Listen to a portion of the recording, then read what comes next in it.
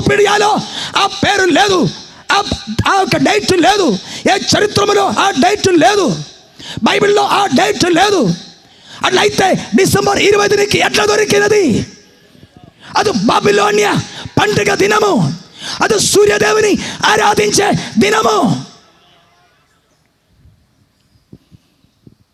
కాబట్టి క్రిస్మస్ అని పండుగ ఆచరించేవాడు మీ ఆచరించింది దేవునికి కాదు, సాతానికే. స్తోత్రం. అయ్యో, యేసుక్రీస్తు పుట్టడం మాత్రం కదా, చనిపోయి లేచింది కదా. అల్లుండ ఈస్టర్ అనే పదం ఎక్కడ ఉంది?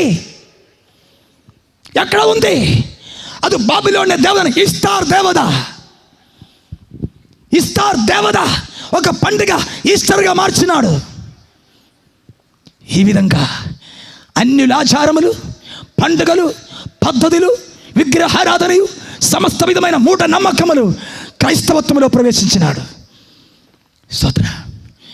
అప్పుడు రోమా చక్రవర్తి ఒక కార్యం చేశాడు. అప్పటి వరకు రోమా చక్రవర్తి రోమా మతమునకు ప్రధాన యాజకుడు. చక్రవర్తికి పొలిటికల్ పవర్ ఉంది, రిలీజియస్ పవర్ ఉంది.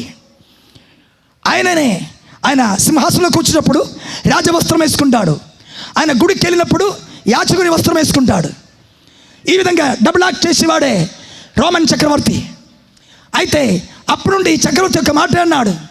అప్పుడున్న ఒక నామకర్త పాస్టర్ని పట్టుకొని వచ్చి అన్నాడు, అయ్యా, ఇప్పటి నుండి నేను సింహాసనంలో కూర్చుంటాను, యాచక పని నీవే చేసుకొని ఈ రోమా చక్రవర్తికి ఉన్న యాచక వస్త్రం ఈ అయ్యగారికి చేశాడు.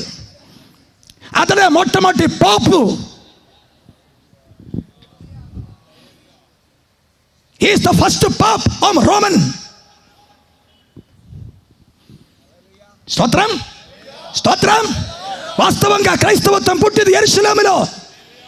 రోమన్ కాథలిక్ ఎక్కడి నుండి వచ్చింది?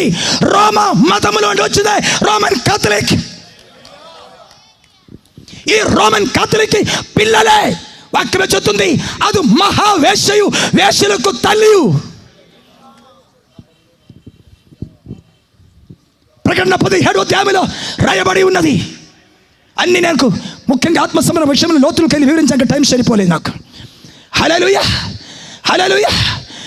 7 తలయు 10 కొమ్మున్న క్రూర మృగం మీద కూర్చున్న స్త్రీ మహా బాబిలోన్, వేశ్యయు,